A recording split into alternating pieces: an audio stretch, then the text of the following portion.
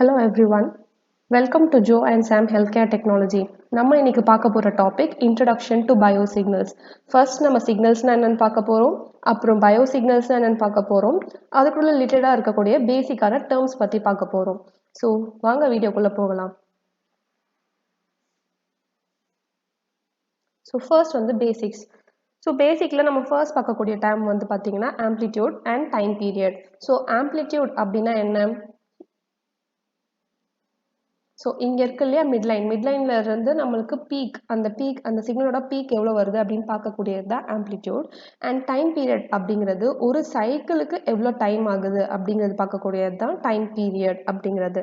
So for example இந்த cycle பார்த்தீங்கன்னா இங்கேருந்து ஸ்டார்ட் ஆகி இங்கே எண்ட் ஆகுது. ஸோ இதுதான் வந்து ஒரு சைக்கிள் அப்படின்னு நம்ம சொல்கிறோம். ஸோ அதுக்கான டைம் பீரியட் தான் வந்து பீரியட் அப்படிங்கிறது. ஸோ ஃபார் எக்ஸாம்பிள் இங்கேருந்து இங்கே வர இந்த சைக்கிள் முடிகிறதுக்கு எனக்கு 0.2 செகண்ட்ஸ் ஆகுது அப்படின்னா அதுதான் வந்து நான் பீரியடாக எடுத்துக்கிறேன். நெக்ஸ்ட் வந்து பார்க்கக்கூடிய டேர்ம் பார்த்தீங்கன்னா ஃப்ரீக்வன்சி. ஸோ ஃப்ரீக்வன்சி அப்படிங்கிறது number of cycles per second. So முன்னாடி நம்ம சைக்கிள்னா என்னன்னு பார்த்தோம். ஸோ இதுதான் வந்து என்னோட சிக்னலோடைய ஒரு சைக்கிள் அப்படிங்கிறது. ஸோ இந்த சைக்கிள் ஒரு சைக்கிள். ஸோ இதுக்கு பார்த்தீங்கன்னா ஒரு சைக்கிளுக்கு நான் ஆல்ரெடி சொல்லியிருக்கேன் 0.2 செகண்ட்ஸ் எடுக்குது அப்படின்னு. ஸோ யோசிச்சு பாருங்க, ஜஸ்ட் 1 செகண்ட் ஆகுதுக்கு எத்தனை சைக்கிள்ஸ் வருது அப்படிங்கிறதோட கவுண்ட் தான் வந்து ஃப்ரீக்வன்சி. ஸோ ஃப்ரீக்வன்சியோட யூனிட் ஹெர்ட்ஸ், அதாவது ஷார்ட்டாக ஹெச்இசட் அப்படின்னு நம்ம டினோட் பண்ணுறோம். ஸோ ஃபார் எக்ஸாம்பிள் ஒரு சிக்னல் நான் இங்கே வந்து 1 செகண்டுக்கு எவ்வளோ வந்து ஃப்ரீக்வன்சி இருக்குன்னு பார்த்தீங்கன்னா 60 ஹெர்ட்ஸ் ஃப்ரீக்வன்சி நான் எடுத்திருக்கேன். ஸோ இதனோட சைனசாய்டல் சிக்னல். ஸோ இந்த சிக்னலுக்காக 1 செகண்டில் என்னோட ஃப்ரீக்வன்சி பார்த்தீங்கன்னா 60 ஹெர்ட்ஸாக இருக்குது. அதோட மீனிங் என்ன பார்த்தீங்கன்னா 60 சைக்கிள்ஸ் பர் செகண்ட். அதுதான் இதோட inner meaning. So for example இந்த சிக்னல் ஒழுங்காக தெரியலங்கிறதுக்காக இங்கே சைடில் உங்களுக்காக ஜூம் பண்ணி காமிச்சிருக்கேன். ஃபார் எக்ஸாம்பிள் 0.2லேருந்து 0.5 செகண்ட்ஸ்குள்ளே உங்களுக்கு சிக்னல் எப்படி இருக்குங்கிறத இங்கே சைடில் காமிச்சிருக்கேன். ஃபார் எக்ஸாம்பிள் நான் இப்போ உங்களுக்கு சொல்கிறேன், இது வந்து 60 ஹெர்ட்ஸ் சிக்னல்னு சொல்கிறதுனால உங்களுக்கு தெரியுது இது 60 ஹெர்ட்ஸ் சிக்னல் தான் அப்படின்னு.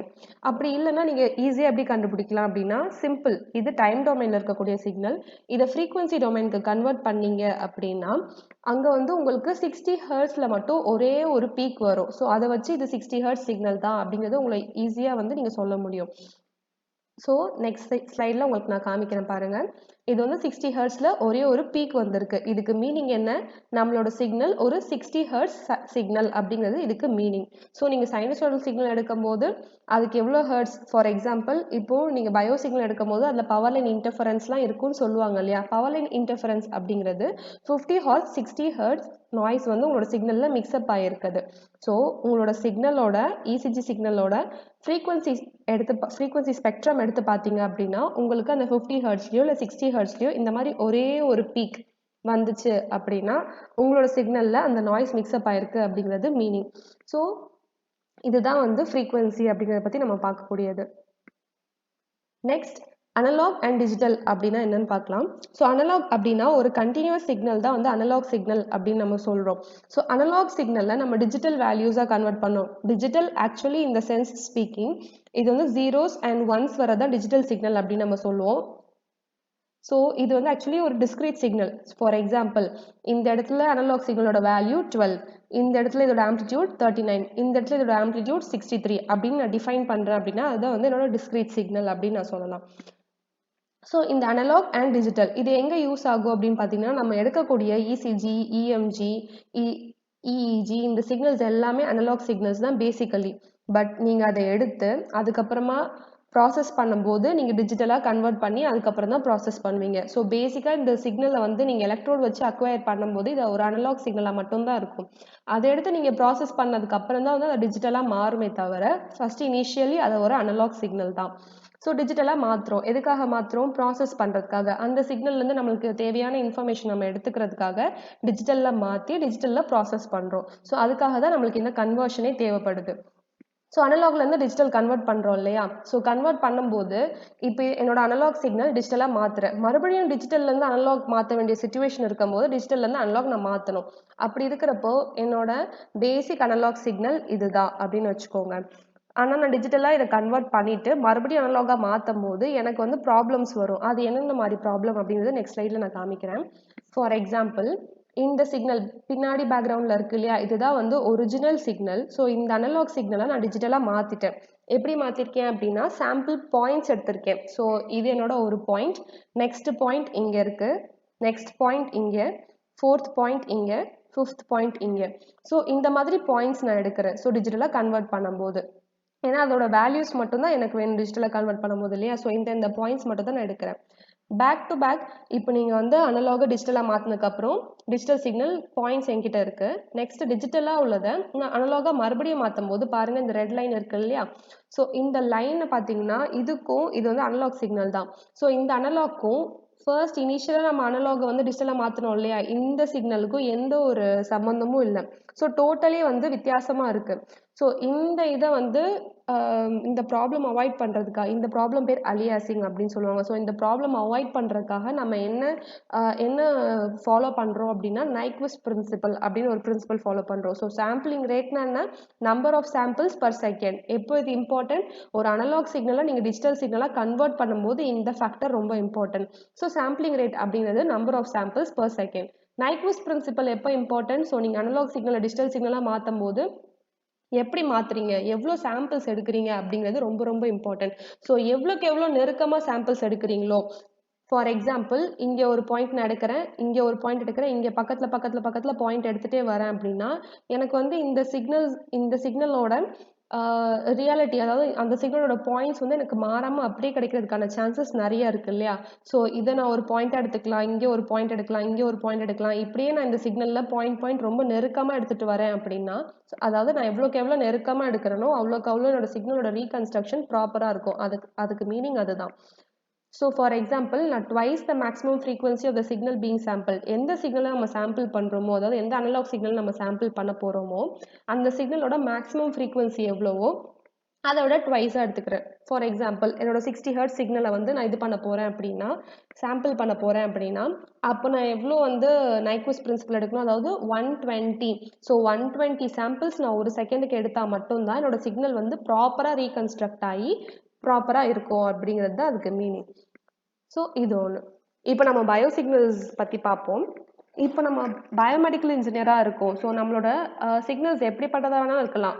எய்தர் ஒரு இசிஜி, இஎம்ஜி, இஆர்ஜி, இஓஜி இப்படிப்பட்ட சிக்னல்ஸாகவும் இருக்கலாம். ஆர் பிளட் குளுக்கோஸ் மெஷர் பண்ணுறோம், ஸோ அதுவும் வந்து ஒரு சிக்னல் தான். டெம்பரேச்சர் மெஷர் பண்ணுறோம், அதுவும் ஒரு சிக்னல் தான். பிளட் ப்ரெஷர் மெஷர் பண்ணுறோம், அதுவுமே ஒரு சிக்னல் தான். ஃபார் எக்ஸாம்பிள் இங்கே நான் டெம்பரேச்சர் மெஷர்மெண்ட் எடுத்திருக்கேன். ஸோ ஒரு பேஷண்ட்டுக்கு நம்ம மார்னிங் 9 AM to 6 PM வரைக்கும் தொடர்ந்து டெம்பரேச்சர் மெஷர் பண்ணுறோன்னு வச்சுக்கோங்க, 1 hourக்கு ஒன்ஸ்க்கு. ஸோ அதுதான் என்னோட interval. So first 9 AM measure பண்ணும்போது அவங்களோட இது டெம்பரேச்சர் ஃபேரன்ஹீட்டில் நான் இங்கே எடுத்திருக்கேன். ஸோ 98.5 இருக்குது. 10 AMங்கிறப்போ 99, 11 AMங்கிறப்போ 100. ஸோ இவ்வளோ டிகிரி ஃபேரன்ஹீட்டில் ஒவ்வொரு டைம் பீரியடுக்கும் நான் எடுத்து ஒரு டேபிள் மாதிரி வச்சுருக்கேன். ஸோ இந்த டேபிளில் நான் பிளாட் பண்ணோம் இல்லையா. ஸோ இது வந்து நான் ஒரு பிளாட் பண்ணேன் அப்படின்னா அது என்னோட சிக்னல் ஆகும். ஸோ இதை நான் வந்து அனலாக்லேயும் வந்து டினோட் பண்ணியிருக்கேன், ப்ளஸ் வந்து டிஜிட்டல், அதாவது பாயிண்ட்ஸ் வச்சு டிஜிட்டல்லையும் மார்க் பண்ணியிருக்கேன். ஸோ ஒவ்வொரு டைமுக்கும் பார்த்தீங்கன்னா morning 9 AM, 10 AM, 11 AM, then 12, this is 1 PM. So 2 PM, 3 PM அப்படியே இது போகுது இல்லையா. ஸோ இந்தந்த டைமுக்கு நம்மளோட டெம்பரேச்சர், பேஷண்டோட டெம்பரேச்சர் இவ்வளோ இருக்குது அப்படிங்கிறது. ஸோ இதுவுமே ஒரு சிக்னல் தான். ஸோ சிக்னல் எல்லா இடத்துலையுமே இருக்குது, நம்ம தான் அதை பார்க்கணும். நெக்ஸ்ட் பயோசிக்னல்ஸ் பற்றி பார்ப்போம். ஸோ பயோசிக்னல்ஸ்லேயே நிறைய கிளாசிஃபிகேஷன்ஸ் இருக்குது. For example bio electric signal, bio magnetic signal, bio thermal signals, bio optic signal, bio chemical signal, bio mechanical signals நிறைய இருக்குது. ஸோ ஃபர்ஸ்ட் நம்ம ஒவ்வொன்றா பார்த்துடலாம். ஃபர்ஸ்ட் நம்ம கான்சன்ட்ரேட் பண்ண போகிறது பயோ எலக்ட்ரிக் சிக்னல். அதை பற்றி நெக்ஸ்ட் வீடியோவில் பார்ப்போம். ஃபர்ஸ்ட் நான் இதை பற்றி எக்ஸ்பிளைன் பண்ணிடுறேன். பயோ எலக்ட்ரிக் சிக்னல்ஸில் என்னென்ன வருது அப்படின்னு பார்த்தீங்கன்னா ECG, EEG, EMG, ERG and EOG. இதை பற்றின எக்ஸ்ப்ளனேஷன் நெக்ஸ்ட் வீடியோஸில் நான் அப்படியே கான்சன்ட்ரேட் பண்ணி போடுறேன். Next பயோமேக்னெட்டிக் signal. பயோமேக்னெட்டிக் சிக்னலில் எம்இஜி, மேக்னட்டோஎன்செஃபலோகிராம், அதுக்கப்புறம் எம்என்ஜி, எம்எம்ஜி இந்த மாதிரி எல்லாம் வருது. ஸோ பயோ தெர்மல் சிக்னல்ஸில் முக்கியமாக temperature of the human body measurement இப்போ காமிச்ச இல்லையா சிக்னல். ஸோ இந்த சிக்னல் தான் வந்து எதுக்கு எக்ஸாம்பிள்னு பார்த்தீங்கன்னா பயோ தெர்மல் சிக்னலுக்கான example. Next bio acoustic signal. So என்ன மாதிரியெல்லாம் சவுண்ட் வேவ்ஸ் நம்ம அக்யூர் பண்ணுறோம் அப்படின்னா பிசிஜி ஃபோனோகார்டியோகிராம், அப்புறம் ஒருத்தருடைய snoring sound, next crackles of joints and muscles, இந்த மாதிரியெல்லாம். நெக்ஸ்ட் பயோ மெக்கானிக்கல் சிக்னல்ஸ்க்கு பிளட் ப்ரெஷர், அக்ஸலரோமீட்டர், கேட் அனலைசிஸில் அக்ஸலரோமீட்டரோட சிக்னல் ரொம்ப இம்பார்ட்டன்ட். இதை பற்றின எக்ஸ்ப்ளனேஷன் நெக்ஸ்ட் வீடியோவில் உங்களுக்கு கிளியராக கிடைக்கும்னு நம்புகிறேன். பயோ ஆப்டிக் சிக்னல்ஸில் பிபிஜி, அதாவது ஃபோட்டோபிளத்தஸ்மோகிராஃப், இதில் வரக்கூடியது. பயோகெமிக்கல் சிக்னல்ஸில் blood glucose level, gases in blood, இதெல்லாமே மெஷர்மெண்ட் பண்ணுறோம் இல்லையா, அதெல்லாமே வந்து பயோகெமிக்கல் சிக்னல்ஸ்க்கு கீழே வந்துடும். ஸோ ஃபார் எக்ஸாம்பிள் ஒரு டேட்டாவை நம்ம அக்யூர் பண்ணுறோன்னு வச்சுக்கோங்க. ஸோ ஒரு பேஷண்ட் வந்து டேட்டா அக்யூர் பண்ணும்போது நம்மளுக்கு ஒரு சிக்னல் கிடைக்குது இல்லையா, அந்த சிக்னல் நம்ம சும்மா எடுத்துக்க முடியாது. அந்த சிக்னலை வந்து நம்ம வந்து ப்ராசஸ் பண்ணணும். ஏன் அப்படின்னா நம்மளோட ஹியூமன் பாடியில் இருக்கக்கூடிய சிக்னல்ஸ் பார்த்தீங்கன்னா மில்லி வோல்ட் ரேஞ்சில் ஆர் மைக்ரோ வோல்ட் ரேஞ்சில் தான் இருக்கும். நம்ம அதை வந்து ஆஸ் லைக் தேட் நம்மளால் எடுத்து அதை வந்து பார்க்க முடியாது, வியூ பண்ண முடியாது, ப்ராசஸ் பண்ண முடியாது. ஸோ நம்மளோட ஃபர்ஸ்ட் ப்ரியாரிட்டி எதில் இருக்கணும் அப்படின்னா, ஒரு சிக்னல் எடுத்திங்கன்னா அந்த சிக்னல்ஸில் நிறைய நாய்ஸஸ் கலந்துருக்க வாய்ப்பு உண்டு. ஸோ அந்த நாய்ஸஸ் எல்லாம் ரிமூவ் பண்ணணும். அதுக்கு தான் நம்ம எதுக்கு போடுறீங்கன்னு பார்த்தீங்கன்னா ஃபில்டரிங்க்கு போகிறோம். நெக்ஸ்ட் சிக்னல் வந்து ஆம்ப்ளிஃபை பண்ணணும் இல்லையா, அதாவது நம்மளோட சிக்னல்ஸ் எல்லாமே மில்லி வோல்ட் ரேஞ்சில் இருக்குது, அது எல்லாமே வோல்டேஜ் ரேஞ்சில் சேஞ்ச் பண்ணியே ஆகணும். அப்போ தான் நம்மளால் சிஆர்ஓவில் வியூ பண்ணுறது இல்லை ஏதோ ஒன்று நம்ம அதுக்கு மேலே ப்ராசஸ் பண்ணுறது எல்லாமே முடியும். ஸோ மில்லி வோல்ட் ரேஞ்சில் இருக்கிறது நான் வோல்டேஜ் ரேஞ்சில் சேஞ்ச் பண்ணணும். ஸோ சேஞ்ச் பண்ணுறதுக்காக எடுக்கிற ப்ராசஸ் தான் ஆம்ப்ளிஃபிகேஷன். நெக்ஸ்ட் நாய்ஸஸ்லாம் நிறையா இருக்கும்.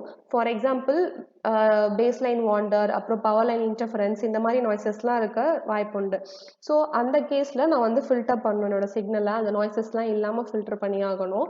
அதுக்கப்புறம் பார்த்தீங்கன்னா நம்மளுக்கு வந்து அனலாக் டு டிஜிட்டல் கன்வெர்ட்டர் ஒன்று வேணும். ஸோ இப்போ வரைக்கும் நம்மளோட சிக்னல் வந்து பார்த்தீங்கன்னா அனலாகாக தான் இருக்குது. ஹியூமன் பாடியிலேருந்து ஃபர்ஸ்ட் அக்யூர் பண்ணதுக்கு அப்புறமா சிக்னல் வந்து அனலாகாக தான் இருக்குன்னு சொல்லியிருக்கேன் இல்லையா, ஸோ வந்து டிஜிட்டலாக நம்ம மாற்றணும். அதுக்காக ஒரு analogue to digital converter use பண்ணுறோம். அப்புறம் டிஜிட்டல் ப்ராசஸிங், நீங்கள் என்னென்ன ஒரு சிக்னலில் நீங்கள் என்னென்ன பண்ண முடியுமோ ப்ராசஸ்லாம், முக்கியமாக எதுக்காக அந்த ப்ராசஸிங்லாம் பண்ணுறோம், ஒரு சிக்னல்லேருந்து நீங்கள் மேக்ஸிமமாக இன்ஃபர்மேஷன் நீங்கள் எடுக்கிறதுக்காக தான் வந்து ப்ராசஸ் பண்ணுறோம். ஸோ டிஜிட்டல் ப்ராசஸிங் பண்ணதுக்கு அப்புறமா நீங்கள் எதோ உங்களோட கம்ப்யூட்டரில் இந்த சிக்னலை வியூ பண்ணிக்கலாம், இல்லை ரெக்கார்ட் பண்ணிக்கலாம், உங்களுக்கு எது கன்வீனியண்ட்டாக இருக்கோ அது பண்ணிக்கலாம். ஸோ அதுக்கப்புறம் பார்த்தீங்கன்னா மறுபடியும் நீங்கள் வந்து இது அனலாகாக மாற்ற வேண்டிய சுச்சுவேஷன் எப்போ வரும்னா, நீங்கள் ஃபார் எக்ஸாம்பிள் ஒரு சார்ட்டில் பிரிண்ட் பண்ணுறீங்க அப்படின்னா நீங்கள் மறுபடியும் இந்த டிஜிட்டல் சிக்னலை அனலாக் சிக்னலாக கண்டிப்பாக கன்வெர்ட் பண்ணியே ஆகணும். ஸோ இந்த இடத்துலலாம் சாம்பிளிங் ரேட் ரொம்ப ரொம்ப இம்பார்ட்டன்ட். உங்களோட ஏடிசியோட சாம்பிளிங் ரேட் எவ்வளோ சூஸ் பண்ணுறீங்க அப்படிங்கிறது ரொம்ப இம்பார்ட்டன்ட். அதுக்கப்புறம் பார்த்தீங்கன்னா இங்கே சிக்னல் சொன்னேன் இல்லையா, சிக்னலை வந்து ஆம்ப்ளிஃபை பண்ணுறதும் ஃபில்டரிங் பண்ணுறதும் ரொம்ப இம்பார்ட்டன்ட்.